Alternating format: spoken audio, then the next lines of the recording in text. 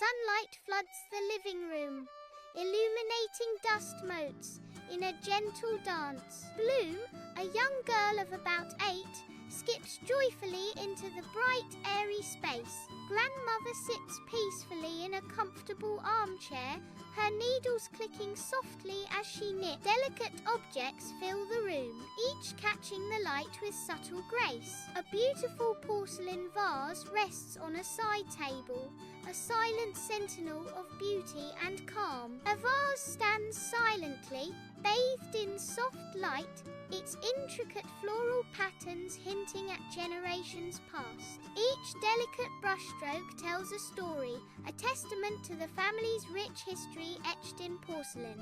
The vase exudes an aura of timeless elegance, a fragile vessel holding memories and untold secrets. Sunlight catches the curves of the vase, illuminating the vibrant colours of the painted flowers. The air is still the vase, a silent sentinel guarding the legacy of a family, a symbol of heritage.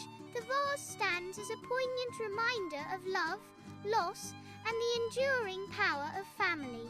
From Bloom's perspective, a bright red apple sits temptingly on a nearby table. In a careless sweep, Bloom's hand reaches out, the movement bold and decisive. The apple awaits, a symbol of temptation in an unknown setting. The scene is set, a simple action pregnant with unspoken intentions. In slow motion, Bloom's arm brushes against a delicate vase, setting in motion an irreversible fate. The vase teeters precariously suspended between beauty and destruction. Time seems to slow as gravity takes hold, pulling the exquisite piece towards its doom. A resounding crash echoes as the vase shatters into countless pieces, its fragments scattered across the floor. The sharp echo of shattering porcelain hangs in the air, a stark punctuation to the silence. A heavy, suffocating stillness descends,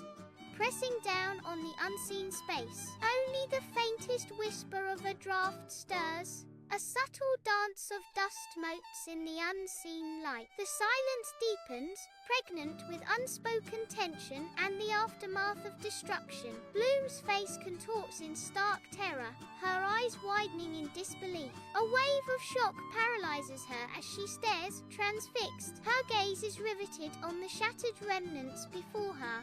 Fear etches itself onto her features, a silent scream building within. She remains frozen, a tableau of horror and disbelief. In her familiar corner, Grandmother's hands move with practiced ease, the rhythmic click of knitting needles filling the room. Her knitting pauses, her head lifting, a flicker of surprise momentarily disrupting the calm lines of her face. The surprise quickly morphs into concern, etching deeper lines around her eyes. A worried frown deepens as she stares off into the distance, her knitting forgotten in her lap. Sunlight floods Grandma's cozy living room, highlighting dust motes dancing in the air. Bloom, a young girl with wide, innocent eyes, stands near the remnants of a shattered vase. Her grandmother, a stern woman with a watchful gaze, observes Bloom with an air of expectancy. Bloom's voice trembles slightly as she offers an explanation. "It was the cat, Grandma."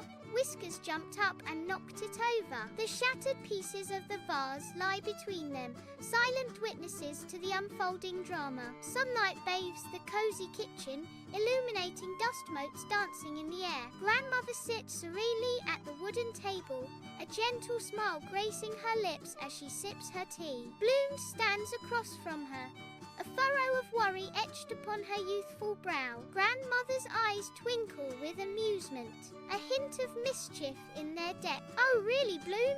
I didn't see Whiskers near the table," she says, her voice soft and lilting. Bloom's concern deepens, the unspoken question hanging heavy in the sunlit kitchen.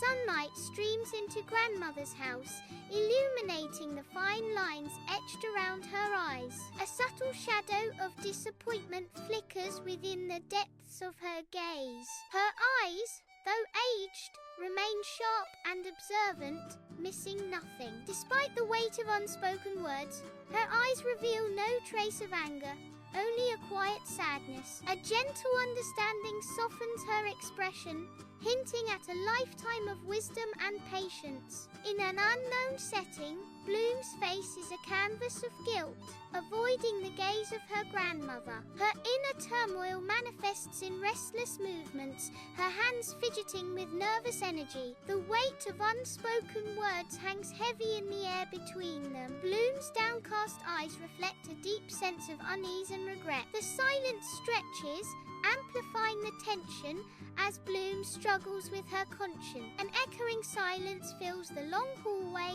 heavy and still. Dust motes dance in the sunbeams, slicing through the gloom. The only sound, the measured tick of a grandfather clock, each beat a heavy pronouncement. Its pendulum swings with hypnotic regularity, a silent sentinel marking the passage of time. Shadows stretch and deepen, amplifying the stillness and unspoken secrets of the hallway. Sunlight streams into the simple room, illuminating the shattered remains of a vase on the floor. Bloom stands before her, grandmother head bowed in remorse. The grandmother's gaze softens with understanding and empathy. "Bloom, it's just a vase," she says gently, her voice filling the quiet space. "What matters is that you're honest with me." In the stark expanse of the unknown, Bloom rises, her form trembling, a storm of tears gathering in her eyes. Her voice, barely a whisper, cracks with remorse as she struggles to speak. A desperate plea escapes her lips. I didn't mean to." Her body racked with sobs, she insists, "It was an accident." The words hanging heavy in the silent air. A shard of broken porcelain lies cold and still, catching the light with a sharp, unforgiving edge. Its fractured surface reflects a distorted image, a silent testament to a shattered whole. Each jagged edge tells a story of violence, a stark reminder of what once was. The light dances across its surface, highlighting the cruel beauty of destruction. A silent witness, the shard remains, a fragment of a forgotten tragedy. An unseen dread permeates the air, thick with apprehension. Bloom's eyes dart nervously, betraying a deep-seated fear. Their voice wavers, barely a whisper in the oppressive silence. "I was getting an apple, and I bumped it. I panicked," Bloom confesses, the words hanging heavy with unspoken implications. In soft light, an elderly woman sits in a rocking chair, her face a roadmap of time and tales. Her aged eyes still sparkle with a warmth that belies the years, radiating affection. With a gentle smile, she extends a hand, frail yet inviting, into the unseen space before her. Her voice, soft as a whisper, fills the quiet space with a familiar endearment. "Come here, darling," she says, her invitation hanging in the air like a cherished memory. Bloom shuffles forward, her figure small against the vast unknown space. Her head hangs low, obscuring her face in shadow, each step measured and hesitant. A palpable sense of sorrow and resignation permeates the air around her. The distance between Bloom and her grandmother seems to stretch on endlessly. Each step carries the weight of unspoken words and heavy heart. In grandmother's cozy house, filled with the scent of lavender and old books, sunlight illuminates dust motes dancing in the air. Grandmother pulls Bloom into a warm embrace, her love palpable in the gentle squeeze. Her eyes filled with warmth and concern search Bloom's face for the truth hidden beneath the surface. "It's okay, Bloom.